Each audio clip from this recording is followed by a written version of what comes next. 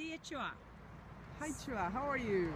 Straight from head office, Ericsson, Sweden. It's December, but it's no snow.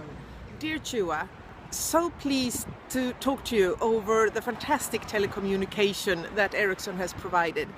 We have such a great deal of fun memories where we all had the best time of our career in Ericsson.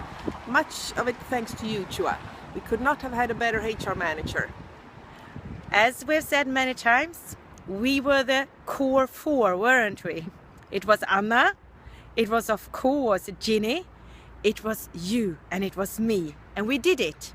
We took Singapore from 200 to 935 millions, thanks to a fantastic HR engagement. But we were worried, because you were working a little bit too late. Later even than Anna. Yeah, but we had so many good chats in your small, I don't even want to call it office, to be very honest with you. More the shack, I would say. But so many great laughs and such a good time.